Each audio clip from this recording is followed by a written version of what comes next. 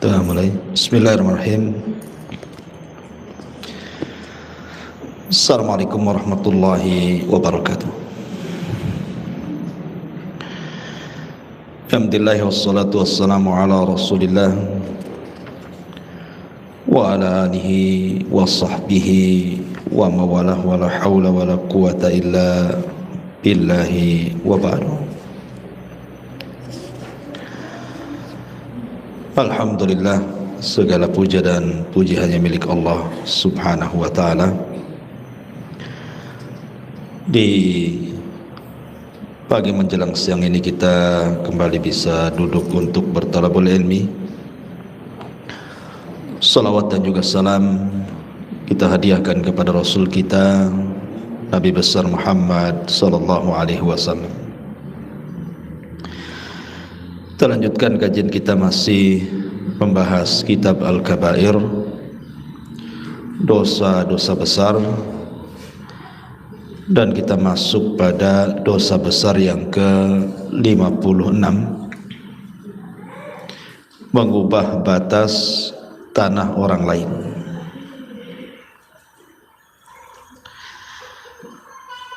Bab ini sangat penting sekali kita bahas karena di masyarakat kita ini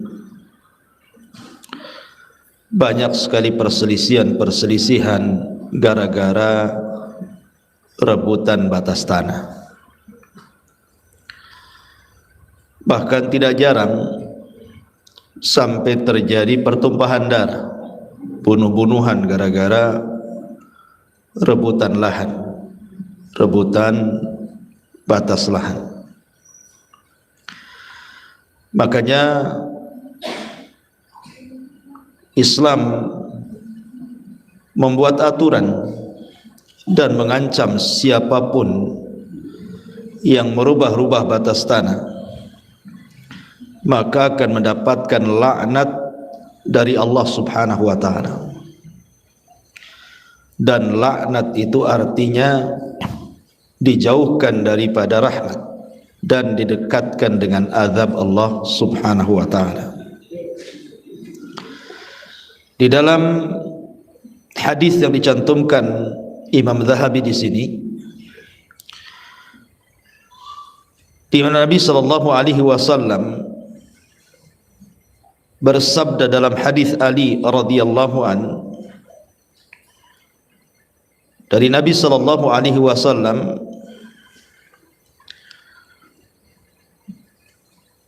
dan juga dari Ibnu Abbas radhiyallahu anhuma,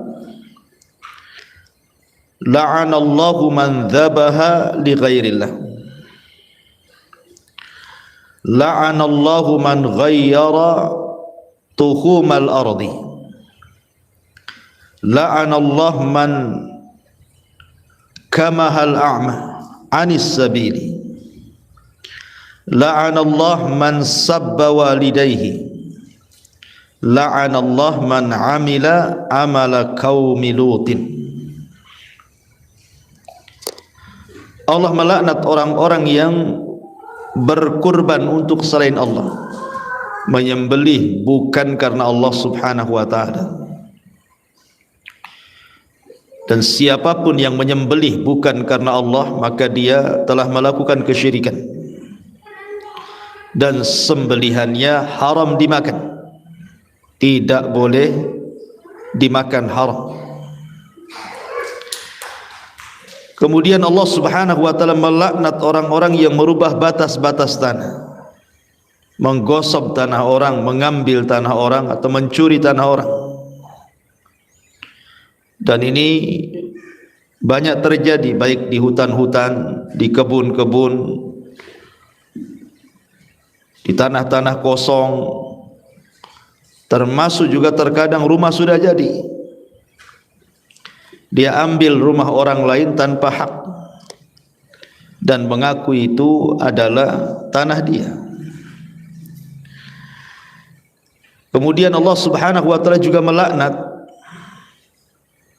orang-orang yang membuat bingung orang-orang buta ketika berjalan, disesatkan jalannya. Dan juga Allah Subhanahu wa taala melaknat orang-orang yang mencela kedua orang tuanya. Kemudian Allah juga melaknat orang-orang yang melakukan amalan kaum Lut, kaum Sodom. Berapa di sini ada 5 laknat yang disebutkan oleh Nabi sallallahu alaihi wasallam. Yang pertama, Allah melaknat orang yang menyembelih bukan karena Allah, seperti menyembelih binatang untuk gunung, untuk lautan, digunakan untuk sesajen dan yang semacamnya, atau sengaja menyembelih tidak membaca basmalah, maka ini masuk pada laknat di sini. Kemudian yang kedua, Allah melaknat orang-orang yang merubah-rubah bumi. Inilah yang kita akan bahas. Laknat yang kedua, Allah melaknat orang yang mengubah batas tanah orang lain. Ma'asyiral muslimat yang dimuliakan Allah Subhanahu wa taala. Orang itu perlu paham bahwa rizki manusia itu sudah dicatat, tidak mungkin melewati takdirnya. Rizki manusia itu tidak mungkin melewati takdir Allah. Kalau Allah Subhanahu wa taala sudah mentakdirkan rizkinya, makannya, minumannya, tempat tinggalnya, tanahnya dan begitu seterusnya, maka tidak mungkin keluar dari batas takdir Allah, karena sudah dicatat di Lauhil Mahfuz. Maka orang berupaya untuk mengambil hak orang lain dengan cara menggosok tanah orang, mengambil tanah orang, merubah batas tanah orang. Hakikatnya dia tidak menambah rizkinya, karena itu bukan hak dia, sehingga berimbas kepada tidak berkah kehidupannya. Karena dia mencuri masalahnya. Tanah yang diambil dia itu bukan tanah orang lain, bukan tanah dia tapi tanah orang lain. Kalau itu dijadikan tempat tinggal, sementara dia tinggal di tanah orang yang dia ambil dan gosok, selamanya dia tinggal di tempat itu tidak akan berkah, tidak akan mendapatkan taufik dari Allah Azza wa Jalla. Bahkan kita lihat di masyarakat, ada orang yang bersitegang gara-gara tanah, tahu bahwa itu bukan tanahnya, tapi bisalah dia bersitegang dengan orang lain, entah dengan saudaranya, entah dengan tetangganya, entah dengan orang yang tidak dikenalnya, sampai bertahun-tahun rebutan tanah. Akhirnya belum pun dia menikmati tanah yang diperebutkan itu, sudah mati duluan orangnya. Ya karena memang itu bukan rizkinya. Tidak bisa kemudian dia mengambil yang bukan haknya. Jadi memang bahaya orang yang mengambil batas-batas tanah orang itu. Ma'asyiral muslimat yang dimuliakan Allah Azza wa Jalla, belum lagi itu bagian daripada kezaliman. Zalim itu milik orang lain kita ambil itu. Ada seorang syekh bercerita, Bu. Jadi seorang syekh ini punya kawan, seorang dokter spesialis di Riyadh sana. Jadi suatu ketika ada pasien yang memiliki penyakit dalam, kemudian harus dioperasi. Dokter ini biasa mengobati penyakit yang semacam itu, dan biasanya kalau habis dioperasi sembuh. Subhanallah, setelah kemudian diadakan operasi, rupanya ada penyakit lain selain penyakit yang dideritanya, dan harus dioperasi juga. Akhirnya mengadakan operasi kedua kalinya. Ketika sudah dilakukan operasi ini, rupanya ada penyakit lainnya lagi. Na'udzubillah. Ini penyakit bertumpuk-tumpuk. Akhirnya kemudian orang yang sakit ini dalam kondisi sadar dan tidak, menuliskan satu nama dan meminta dokter ini untuk menyampaikan kepada orang tersebut maafnya. Maka akhirnya kemudian sang dokter pun datanglah kepada nama yang ditulis oleh pasien itu. Setelah ketemu, dia mengatakan, wahai fulan, saya dapat amanah, saya punya pasien, dia menulis namamu dan dia minta direlakan, diredhakan, diikhlaskan. Saya tidak tahu urusan anda dengan dia, kata dokter, tapi saya hanya menyampaikan isi wasiat orang ini. Kemudian orang yang ditulis itu mengatakan, wahai dok, demi Allah, kami sudah 3 tahun, saya, istri saya, anak-anak saya, katanya kan, mendoakan kepada pasien dokter itu agar jangan diwafatkan Allah subhanahu wa ta'ala sebelum ditimpa berbagai macam penyakit, katanya. Sebelum dia merasakan apa yang kami rasakan, maka jangan kau wafatkan dulu ya Rabb. Jadi sang dokter ini heran, kenapa kemudian dia mendoakan selama 3 tahun doanya doa jelek gitu. Maka dokter mengatakan, ittaqillah, bertakwa kepada Allah, kalau memang punya salah maafkan dia. Tapi orang ini mengatakan, dulu kami berselisih dengan tetangga sampai ke mahkamah. Tiba-tiba kemudian pasien dokter itu menjadi saksi. Rebutan tanah kami dengan tetangga kami. Saksi itu adalah pasien dokter. Dia tahu bahwa itu tanah saya, tanah keluarga saya.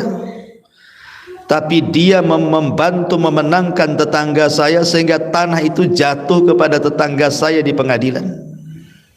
Maka sejak itu saya sakit hati dan keluarga kami pun sudah 3 tahun mendoakan pasien dokter itu.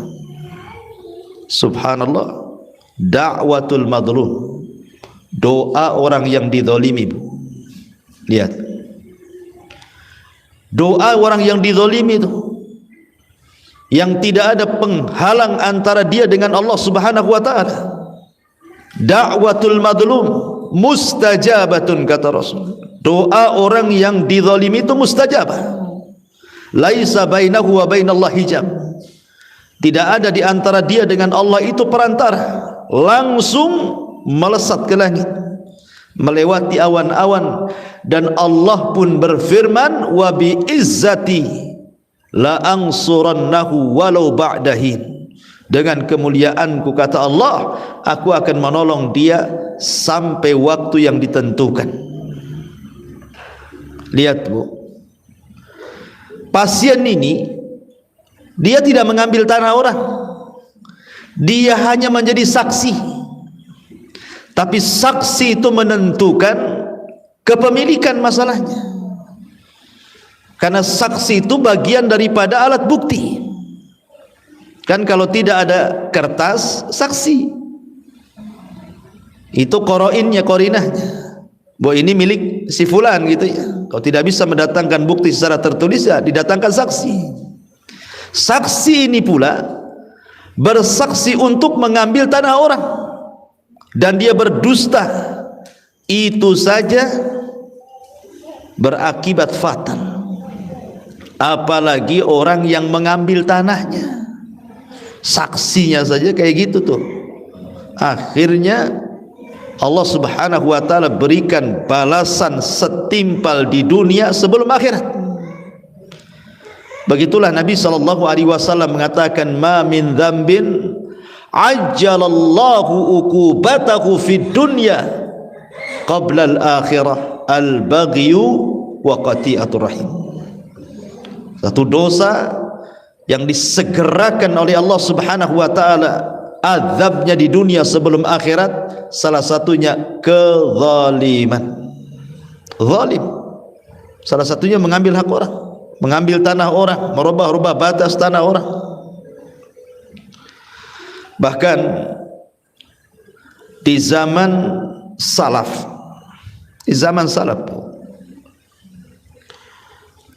ketika itu Madinah, gubernurnya adalah Marwan, Khalifah Marwan. Dialah ketika itu masih jadi gubernur kota Madinah. Ada seorang wanita datang mengadu kepada Khalifah Marwan ini. Apa aduannya? Dia mengatakan bahwa tanahnya diambil oleh seorang sahabat Rasul namanya Zaid ibnu Amrin atau Sa'id ibn Zaid ibni Amrin ibn Naufal. Sa'id ibn Zaid ibni Amr ibn Naufal. Wanita ini datang kepada Khalifah Marwan, Gubernur Marwan, bahwa dia dizalimi oleh Sa'id katanya. Sa'id ini bu, orangnya mustajab dakwah. Kalau berdoa itu dikabulkan. Dan dia adalah satu di antara al-asyaratu al-mubashshiruna bil jannah. 10 sahabat yang dijanjikan masuk surga setelah Abu Bakar, Umar, Utsman, Ali, Talha, kemudian Abdurrahman bin Auf, Sa'd bin Abi Waqqas dan begitu seterusnya. Lah Sa'id bin Zaid ini salah satunya. Menikah dengan salah satu dari adiknya Umar bin Khattab radhiyallahu an Fatimah. Wanita ini mengklaim dizalimi oleh Sa'id, bahwa Sa'id bin Zaid mengambil tanahnya. Akhirnya Khalifah Marwan ini memanggil Sa'id dan mengatakan, "Ya Sa'id, betul engkau mengambil tanah wanita ini?" Sa'id pun murka dan mengatakan, "Wahai fulan, wahai Khalifah Marwan, tidak mungkin aku mengambil tanah wanita ini, karena aku pernah mendengar sabda Nabi sallallahu alaihi wasallam, man zalama shibran, barang siapa yang melakukan kezaliman dengan mengambil sejengkal tanah saja, tuwiqa lahu yaumal qiyamah bisab'il aradin, maka akan dikalungkan pada hari kiamat di leher orang yang mengambil tanah itu sab'ina aradin, 7 lapis bumi." Lihat, akhirnya kata Sa'id bin Zaid, demi Allah, kalau seandainya ucapan wanita itu benar, aku menzalimi dia, maka aku akan doakan dia, semoga dia mengalami kebutaan di akhir hayatnya dan Allah wafatkan dengan cara yang tidak baik. Doa seorang sahabat, 10 sahabat yang dijanjikan masuk surga, bu, Sa'id bin Zaid. Akhirnya kemudian wanita ini setelah lama, karena dia mengambil tanah orang, tanah seorang sahabat, maka betul-betul Allah subhanahu wa ta'ala kabulkan. Rupanya nenek itu, wanita itu setelah tua buta, kemudian matinya dia masuk ke lubang di kebunnya. Dia terperosok ke dalam lubang, kemudian mati di lubang itu. Lihat, terkadang orang yang mengambil tanah orang dengan bangganya kalau dia menang di pengadilan, atau merasa senang kalau seandainya bertambah tanah yang ia miliki, entah 1 meter, entah 2 meter, entah 1 hektar, naudzubillah. Lihat sabda Rasul ini, shibron itu 1 jengkal, bu. Apalah arti tanah 1 jengkal itu? Bisa untuk apa 1 jengkal, bu? Untuk kamar mandi tak bisa, untuk dapur tak bisa. Untuk apa 1 jengkal? Tempat jemuran pun tak bisa. 1 jengkal. Tetapi yang 1 jengkal ini cukup kemudian untuk dikalungkan sampai 7 lapis bumi di lehernya. Bagaimana dengan orang yang mengambil 1 meter, 2 meter, 10 meter, 1 hektar, 2 hektar? Na'udzubillah, thumma na'udzubillah.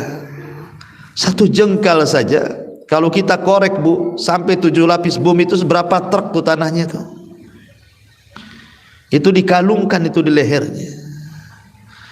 Begitulah ancaman bagaimana Allah Subhanahu wa taala melarang tidak boleh mengambil hak orang lain. Bahkan saya pernah menyaksikan Bu, betul-betul saya menyaksikan kejadiannya di Batam ini. Ada kawan itu,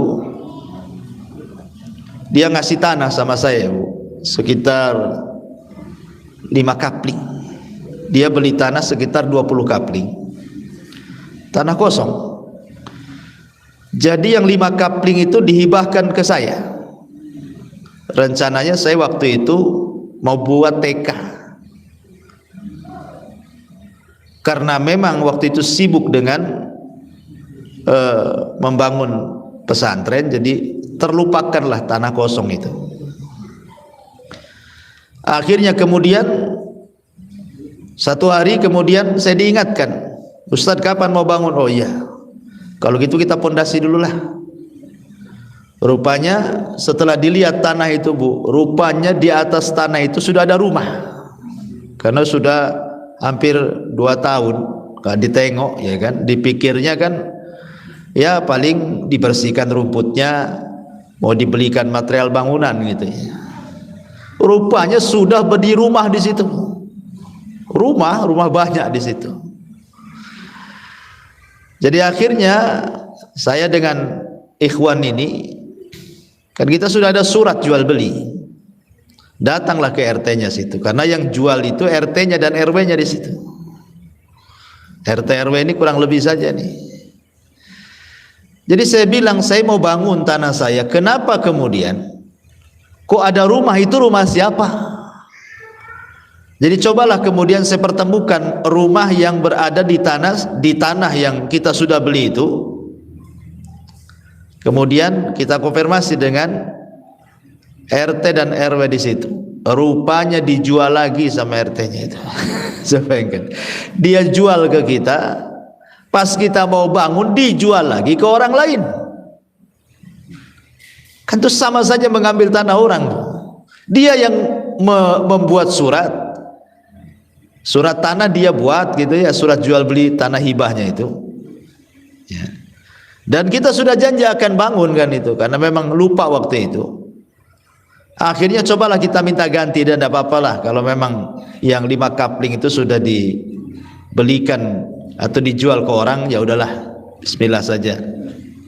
Kalau begitu minta gantinya sebelah mana? Saya mau bangun ini. Karena memang tanah di situ memang laku keras, nggak ada lagi sudah. Tanah kosong itu udah milik orang semua. Akhirnya dia hanya janji-janji saja, ya nanti kita carikan Pak, katanya. Sampai lewat sebulan, 2 bulan, 3 bulan, terus kita datang, asih begitu saja ngomongnya. Akhirnya ya sudahlah kalau begitu Pak, nggak ada tanah, nggak apa-apa, balikin aja duitnya. Kita mau cari tanah di tempat orang. Tak mau juga dibalik-balikan Bu, uang itu. Ya sempatlah kawan ini, ikhwan kita ini yang sudah ngasih ini kan marah juga gitu ya. Tapi ya sudahlah, memang sudah bukan rizkinya, kita ikhlaskan sajalah. Subhanallah. Selang 1 tahun setelah peristiwa itu, RW-nya di situ meninggal dengan cara mengenaskan. Meninggal di kamar mandi Bu. Ya. Rupanya usut punya usut. Malamnya dia dugem gitu ya, katanya, ceritanya seperti itu. Kemudian mabok, kemudian masuk kamar mandi, nggak keluar lagi, rupanya meninggal di kamar mandi Bu. Jadi saya berpikir ya, subhanallah ya, karena mungkin korban bukan ikhwan kita saja yang beli tanah 20 kapling, yang 5 kapling kan diwakafkan ke saya waktu itu. Rupanya peristiwa ini bukan hanya kejadian kepada ikhwan kita saja. Rupanya saya tanya di situ, kasusnya menimpa, bukan hanya 1-2 orang tuh yang kena tipu tuh. Sudah dijual tanah itu, dijual lagi. Jadi satu tanah itu, satu kapling itu bisa pemiliknya itu sampai 3-4 orang tuh. Yang jual itu yang mengaku punya lahan, dia juga gitu kan. Naudzubillah. Kemudian habis itu RT-nya juga sama juga mengenaskan meninggalnya. Mengenaskan. Dua-duanya mengenaskan meninggalnya. Jadi memang saya berpikir ya, maka shadaqah Nabi sallallahu alaihi wasallam, benarlah ucapan Nabi itu. Ketika Nabi SAW mengatakan tidak ada dosa yang disegerakan azabnya di dunia sebelum akhirat kecuali zalim. Zalim orang ini. Masa tanah sudah dijual sama orang diambil lagi? Kan sama saja dia. Apalagi habis itu diambil lagi, dijual lagi ke orang. Orang ini nggak bangun, dijual lagi ke orang. Tapi uangnya nggak mau dikembalikan, pokoknya itu. Apa nggak zalim, Bu? Jadi saya saksikan sendiri gitu, sampai ketika meninggalnya itu kita juga sempat ke sana gitu ya. Jadi saya sampai geleng-geleng apa, naudzubillah. Mudah-mudahan kita tidak seperti mereka. Betul-betul dihinakan kematiannya. Ya. Ma'asyiral muslimat yang dimuliakan Allah Subhanahu wa taala. Karena mengambil tanah orang itu bagian daripada kezaliman dan hidupnya tidak akan berkah, karena juga dia kan maling gitu ya. Mencuri sama dengan mencuri, mengambil hak orang lain kan sama dengan mencuri. Makanya di zaman Nabi sallallahu alaihi wasallam, Bu.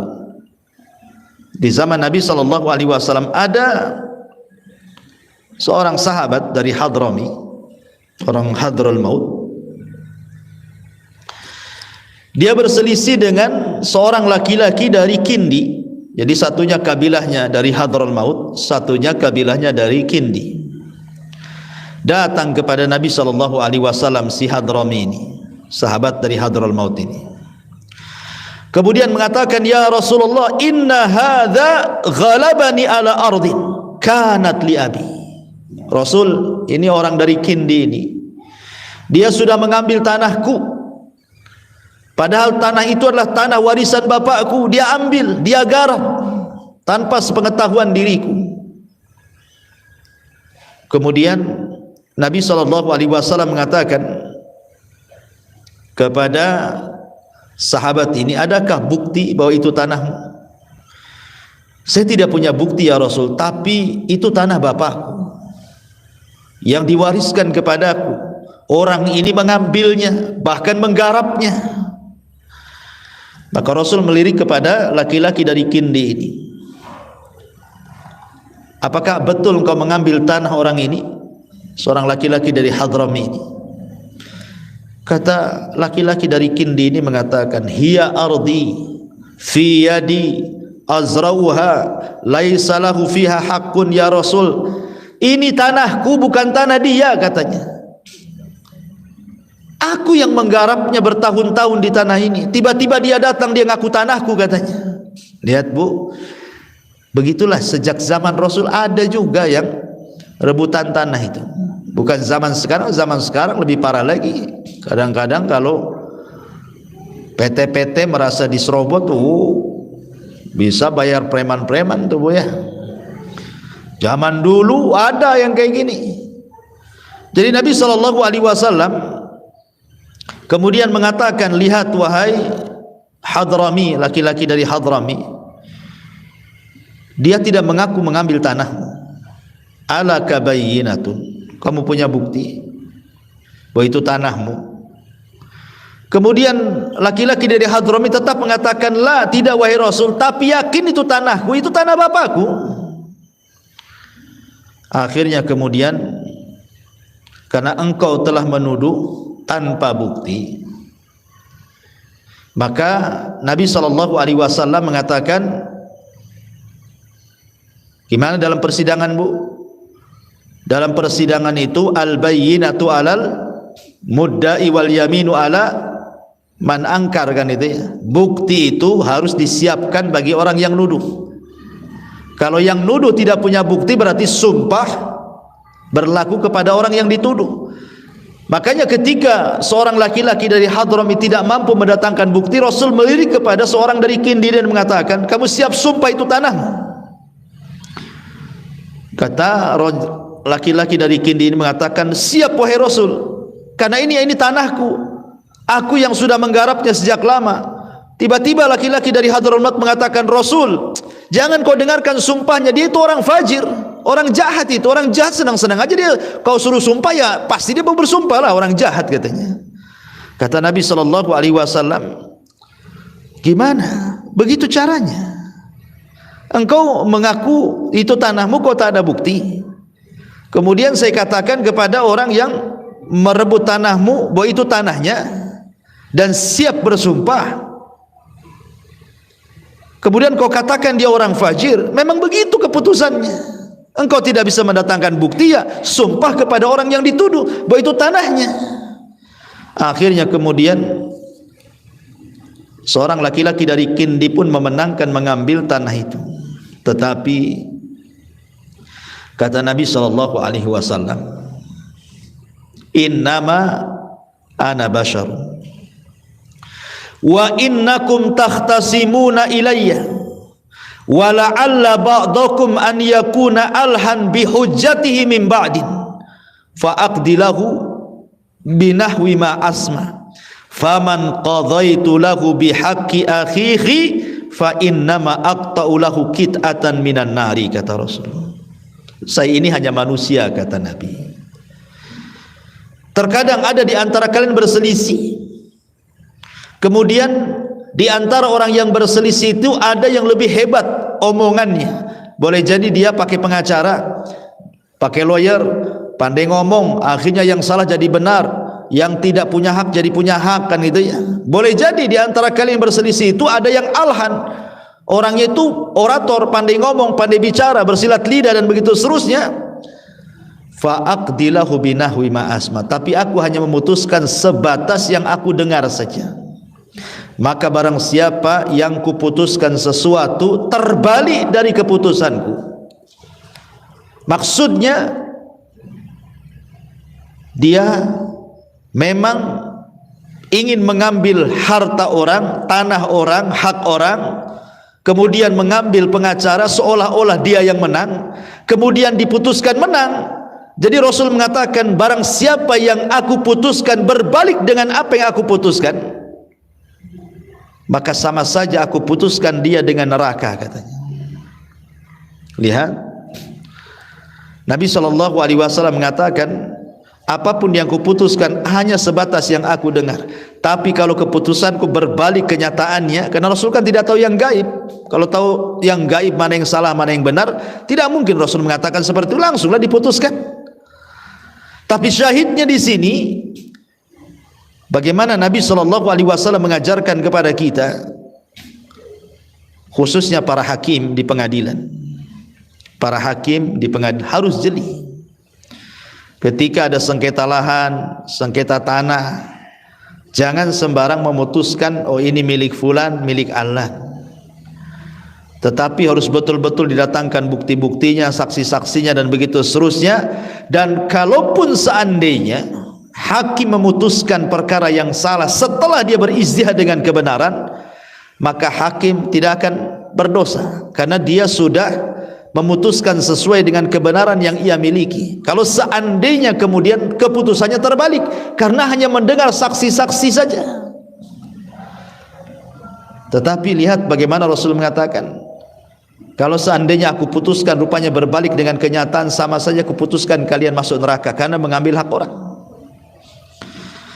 Lah ma'asyiral muslimat yang dimuliakan Allah Subhanahu wa taala, dari sini kita tahu bahwa bahayanya mengambil hak orang lain, tanah orang lain, mengubah-ubah batas tanah orang lain. La'anallahu man waqa'a ala la'anallahu man ghayyara nuhumal ardi. Allah melaknat orang-orang yang merubah-rubah batas tanah bumi.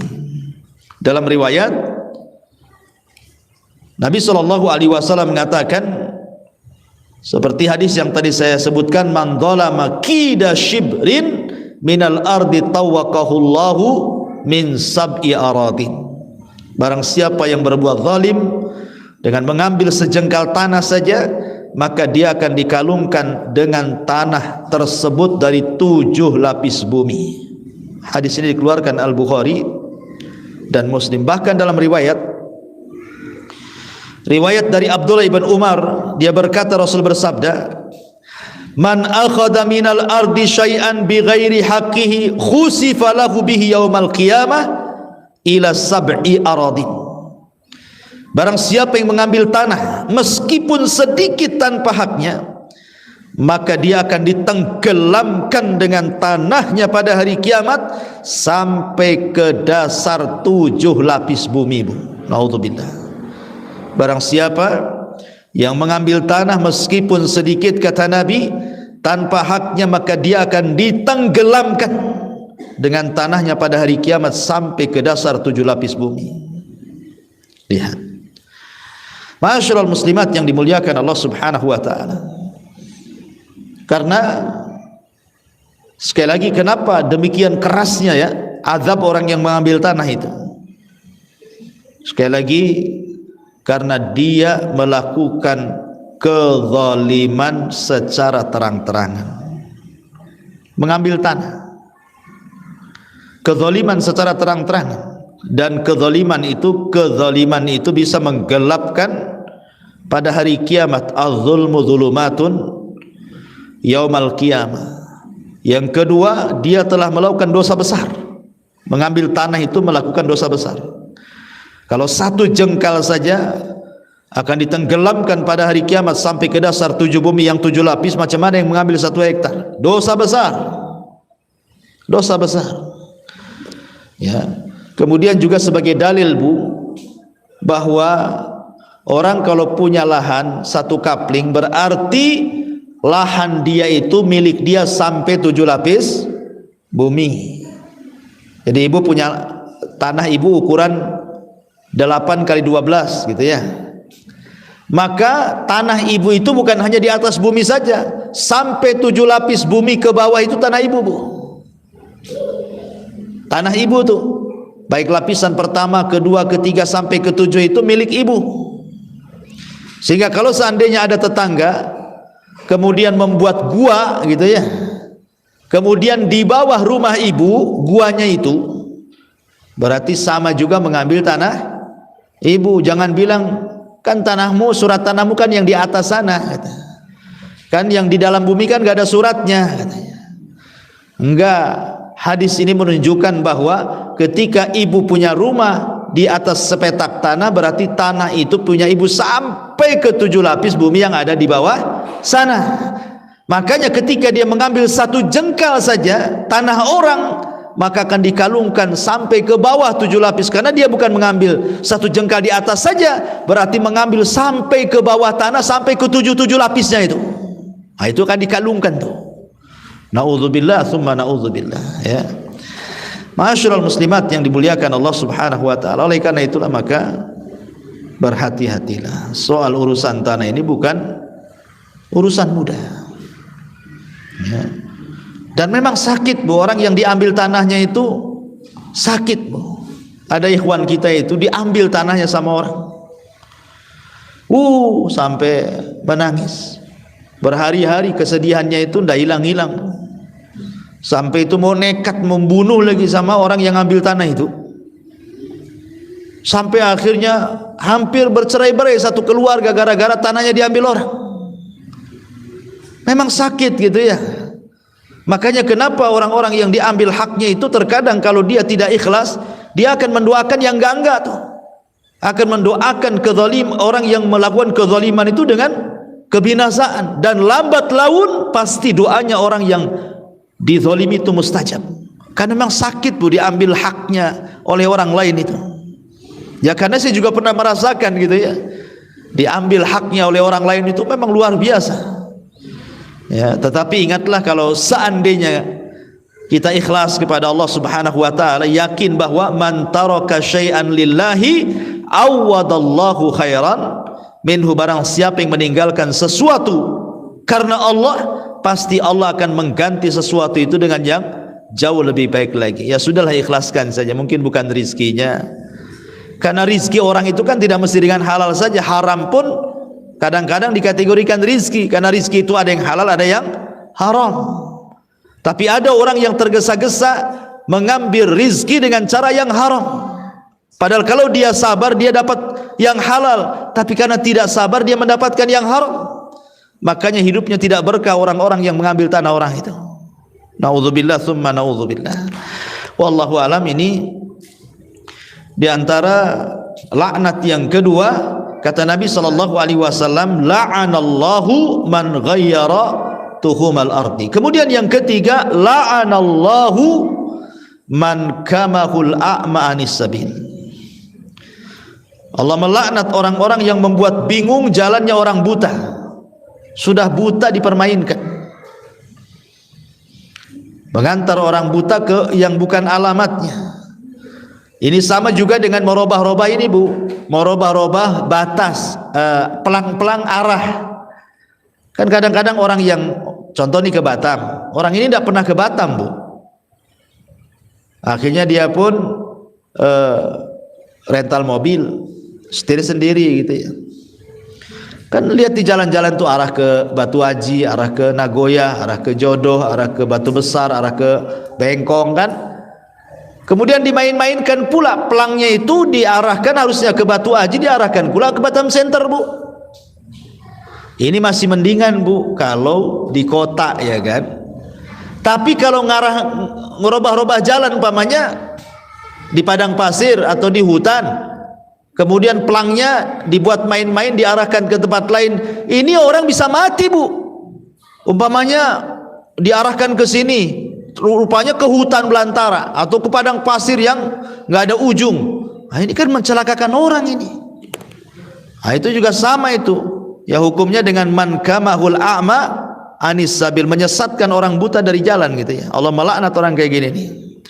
Kemudian yang nomor 4, la'anallahu man sabba walidayhi. Allah melaknat orang yang mencela kedua orang tuanya. Sahabat ketika mendengar hadis ini bingung dan mengatakan, Rasul, bagaimana ada seorang anak mencela kedua orang tua? Karena di mata para sahabat itu tidak ada amalan tertinggi setelah tauhid melebihi birrul walidain. Melebihi birrul walidain. Jadi orang-orang tua itu sangat dihargai, dihormati luar biasa di zaman itu. Sehingga wajar kemudian para sahabat mengatakan, Rasul, mana ada anak mencela orang tuanya, katanya. Maka Rasul mengatakan, ada, kata Rasul. Engkau mencela orang tua orang lain, kemudian anaknya tidak terima, anaknya pula mencela orang tua kamu. Seperti kita mengatakan, dasar bajingan orang tuamu, anaknya enggak terima, ngomong pula orang tuamu lebih bajingan lagi. Nah, itu sama dengan melaknat orang tua kita sendiri lewat lisan orang karena kita mencela orang tua orang lain. Ya, maka hati-hati. Yang seperti ini saja dianggap mencela orang tua, padahal yang mencela orang lain. Tapi yang menyebabkan orang lain mencela orang tua itu kita gitu. Apalagi orang yang telak-telak dia mencela orang tuanya sendiri, naudzubillah. Dicacinya orang tuanya, dimakinya, direndahkannya dengan lisannya, apalagi sampai dengan tangannya. Dibuat orang tuanya lapar, dibuat orang tuanya sedih, dibuat orang tuanya sakit, apalagi sampai tingkat membunuh, naudzubillah. Seperti yang terjadi di negeri kita ini, ada loh anak bunuh orang tuanya. Akalnya di mana tuh? Gara-gara minta sepeda motor nggak dikasih, dibantai orang tuanya. Gara-gara ingin dapat waris cepat, diracun orang tuanya. Nah, ini sudah durhaka, di atasnya durhaka lagi nih. Ya. Maka Rasul mengatakan, la'anallahu man sabba walidayhi. Allah melaknat orang yang mencela kedua orang tuanya. Dan yang terakhir, la'anallahu man amila amala qaumi lutin. Allah melaknat orang-orang yang mengamalkan perbuatan kaum Lut, LGBT. Subhanallah. Di Batam ini, jangan cerita Indonesia, Bu.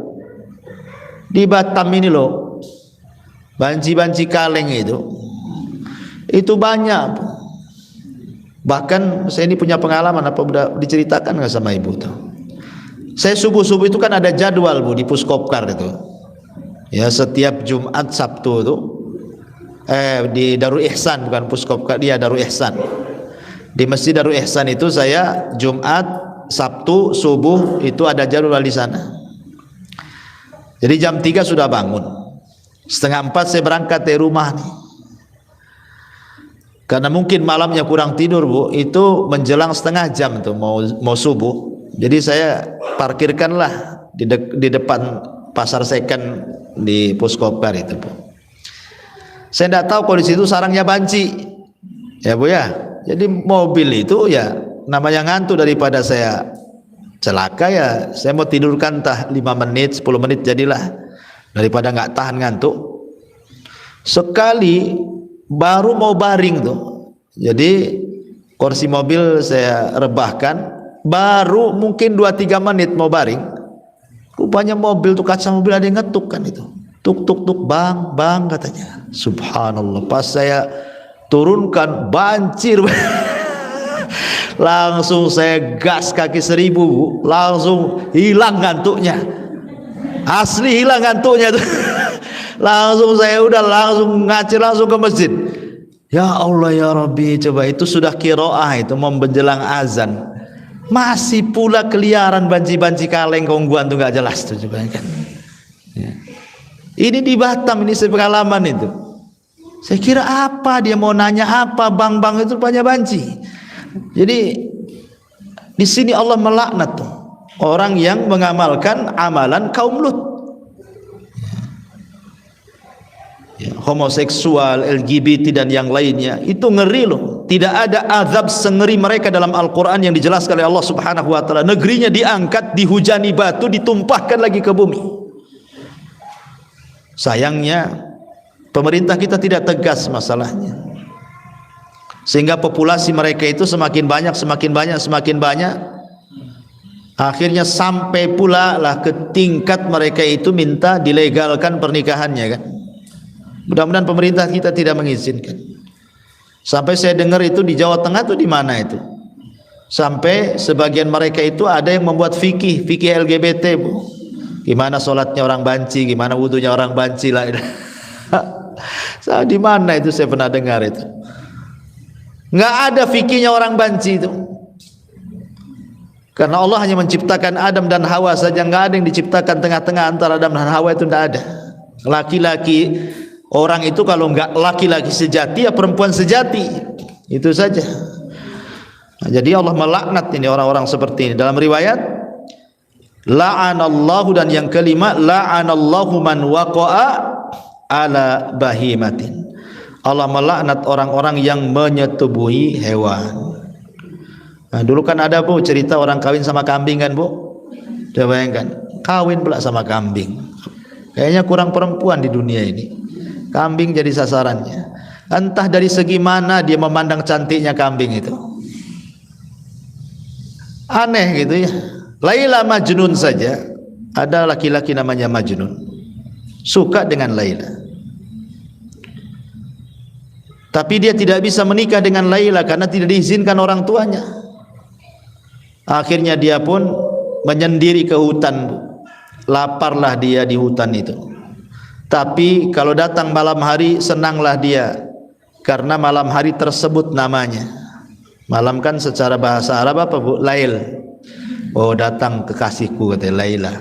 Kalau siang dia nggak suka, karena bahasa Arabnya siang bukan kekasihnya, nahar kan. Jadi kalau malam senang, kalau siang nggak suka gitu. Jadi suatu ketika dia lapar, berburulah dia di hutan itu, nampak ada kijang, dipanah kena kakinya, jatuh kijang itu. Ketika dia ambil pisau, ambil digorok Bu, dia pandang mata kijang itu. Kemudian dia berpikir, kok matanya sama dengan Laila katanya. Akhirnya dilepas kijang itu Bu, karena matanya sama dengan Laila katanya. Artinya bahwa kisah Laila Majnun saja melihat binatang dilepas gitu ya, tidak kawin sama binatang, dia tetap yang terpikir perempuan kekasih dia. Ini pula lo nggak pikir perempuan, dipikir kambing dia. Ini yang viral, entah kemudian belakangan akhirnya katanya hanya untuk konten, untuk apa, tapi nggak layak gitu ya. Masa buat konten-konten kayak gini? Ini kan memberikan edukasi yang nggak bagus, pelajaran yang nggak bagus kan itu ya. Kok nikah sama binatang? Jangan kan nikah pacaran sama binatang, ya nggak jelas, nggak boleh. Binatang itu ya binatang, ya kehidupannya sendiri, jangan diganggu. Sebagaimana kita juga manusia punya kehidupan sendiri. Ya, ini diantara 5 laknat yang Nabi SAW jelaskan, tapi inti pembahasannya adalah la'anallahu man ghayyara tuhumal ardi. Allah melaknat orang yang merubah-rubah batas tanah. Taib, sampai di sini Bu. Sebelum saya tutup silakan kalau ada yang bertanya.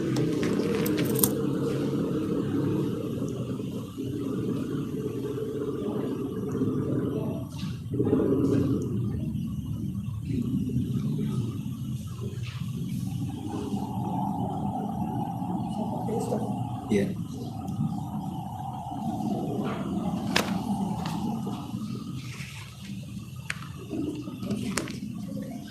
Ya, di sini ada soalan. Assalamualaikum Ustaz. Waalaikumsalam warahmatullahi wabarakatuh. Izin bertanya ya. Satu, jika seseorang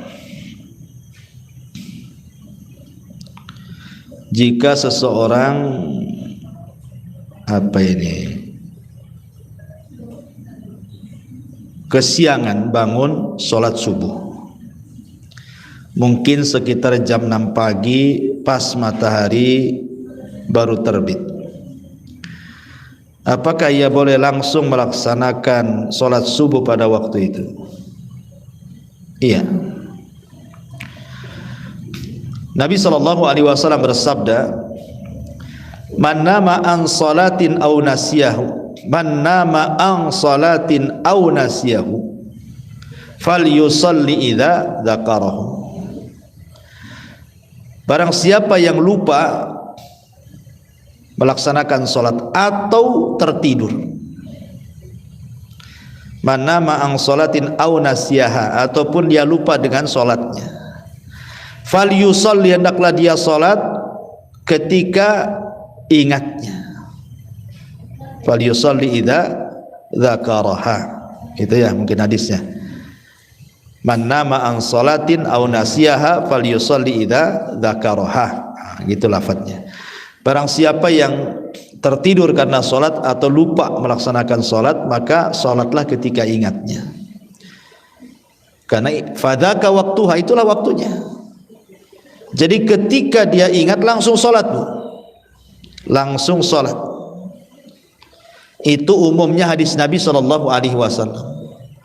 Adapun larangan salat ketika terbit matahari dengan disuruh menunggu 1 tombak, ya, itu bagi salat-salat sunnah, salat syuruk, gitu ya. Tidak berlaku kepada orang yang melaksanakan qadha salat wajib.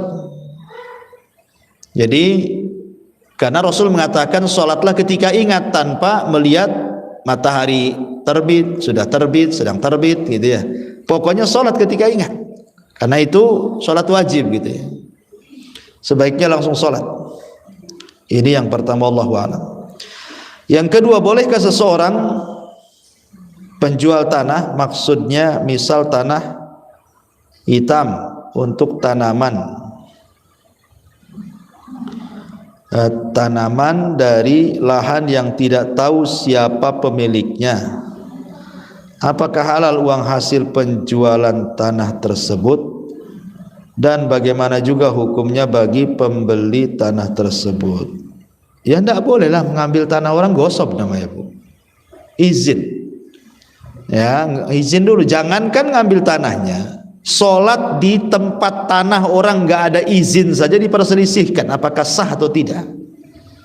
Sholat, Bu, di tanah orang, kalau orang itu nggak suka, itu kan gosok namanya, ya. Itu diperselisihkan apakah sah atau tidak, walaupun pendapat yang kuat sah, gitu ya, tetapi kan tetap haram, tidak boleh karena gosok, dosa. Apalagi mengambil sesuatu dari tanah orang, berupa tanahnya lagi, kan, gitu ya. Sebaiknya minta izin. Sebaiknya minta izin. Beda kalau mungkin tanah milik negara, gitu ya. Nah, tapi kalau sudah tanah itu tanah milik orang, pribadi orang, jelas ada suratnya, itu kebun orang, sebaiknya izin. Sebaiknya izin. Bagaimana yang membelinya? Yang membelinya kan tidak tahu, Bu. Kecuali penjualnya ngomong, ini saya jual tanah, ngambil di tanah orang lain. Lain nggak usah belilah. Kan penjualnya nggak ngomong, Bu. Ya ibu kan lihat dohirnya dia jual tanah, ibu beli. Ya penjual nggak ada masalah, kecuali ibu tahu ya. Tapi yang jual ini masalah, sebaiknya izin, jangan ngambil-ngambil milik orang. Wallahu a'lam. Iya. Jika di samping rumah ada sisa lahan gitu Ustaz, dan di samping rumah itu pemilik rumah yang di samping lahan itu menanam tanaman gitu, itu boleh atau tidak? Menanam tanaman Di lahan kosong sebelah rumah. di lahan kosong sebelah rumah. Lahan itu punya siapa? Punya jalan, berarti Punya jalan. Punya umum, punya negara lah ya. Itu mungkin pasum. Ya saya kira kalau punya negara insya Allah nggak ada masalah. Cuman kalau dia mau mengambil untuk peluasan jalan ya harus rela kalau diambil sama negara gitu kan. Kadang-kadang enggak gitu, kasihan negara ini kadang-kadang gitu harus gusur gitu ya. Padahal dia berdiri di rol jalan, jelas-jelas rol jalan pula, dibangun pula di situ. Ketika pemerintah mau ngeluasin jalan untuk umum, marah pula minta uang ganti. Ya kan, artinya ya kalau hanya sekedar memanfaatkan dan itu bukan lahan orang, lahan negara, insya Allah tidak ada masalah. Tapi kalau negara mau ngambil ya harus diikhlaskan lah ya, jangan dipersulit. Apalagi peluasan jalan kan jelas ini kemaslahatannya orang ramai ya. Dia mau luasin jalan kan untuk orang lain, untuk orang ramai, untuk rakyat gitu ya. Wallahu a'lam. Ya. ada yang tanah tanpa izin kita, tanam itu buah gitu Ustaz. Hasilnya itu Jadi ibu punya lahan kebun, kemudian ada orang lain nanam di kebun ibu. Apakah tanaman orang lain itu milik ibu gitu ya? Karena kan dia nanam di tempat ibu ya. Apakah hasilnya ibu ambil juga? Ya. Begini Bu, ada kasus di zaman Nabi. Jadi ada orang itu beli lahan, tapi dia hanya jual tanahnya saja. Adalah satu pokok kurma itu dia tidak jual. Tanahnya dia jual, pohon kurmanya tak dijual. Akhirnya kemudian orang yang punya pohon kurma ini bolak-balik masuk kebun tuh, sehingga menyakiti yang punya lahan. Dia kan sudah jual lahannya, masa pohon kurmanya tak dijual gitu ya. Jadi bolak-balik itu. Jadi akhirnya yang membeli lahan ini, sudahlah beli, juallah sekalian pohon kurmamu itu. Kau sudah menyakiti kami, masih bolak-balik masuk kebun kami aja katanya. Dia mengatakan tidak, saya nggak akan jual pokok kurma itu katanya. Kamu menyakiti saya, ya gimana, itu kan pokok kurma saya katanya. Sampailah kepada Nabi ya. Maka diceritakan, Rasul, saya beli lahan sama dia, tapi pohon kurmanya pula tak dijual. Saya berusaha membelinya tapi dia tak kasih, padahal dia menyakiti bolak-balik masuk kebunku itu. Maka Rasul mengatakan kepada pemilik kurma itu, jual kepada saudaramu. Berapa harganya? Supaya dia tidak tersakiti. Depan Nabi pula dia mengatakan tidak, aku tidak akan jual. Maka Rasul mengatakan kepada pemilik lahan, tebang kurmanya, buang kayunya katanya. Jadi ibu bisalah gunakan riwayat ini kepada orang yang nanam itu. Kamu kan sudah nanam di kebun saya, ini kan tanah saya. Ya udahlah, berapalah pohon pisang yang kau tanam itu gitu Bu. Nanti jadi milik ibu. Oh, per pohonnya 300, kasih 300. Jadi nggak boleh lagi dia hak mengambil pisangnya. Kalau dia tak mau Bu, boleh ibu tebang buang. Ini tanah-tanah saya, ngapain kau di tanah saya pula gitu. Tapi kalau kemudian ada kesepakatan lebih baik lagi, kata yang punya tanam, ya sudahlah karena saya ini tanah kamu tapi pohon-pohon saya, gimana kalau kita bagi dua, kan asik Bu kalau begitu ya, jelas itu ya. Tapi kalau dia tanam hasil diambil dia, kita yang punya lahan tak dapat apa-apa, boleh Bu ambil tanamannya, buang. Setelah kita diskusi, kita beli tak mau, ya sudah, suruh pindah dia, cari tempat lain. Nah, itulah wallahu a'lam, mungkin begitu solusinya. Ya. Taib, sampai di sini. Subhanakallah bihamdika asyhadu an la ilaha illa anta astaghfiruka wa atubu ilaik. Allahu ta'ala alam. Assalamualaikum.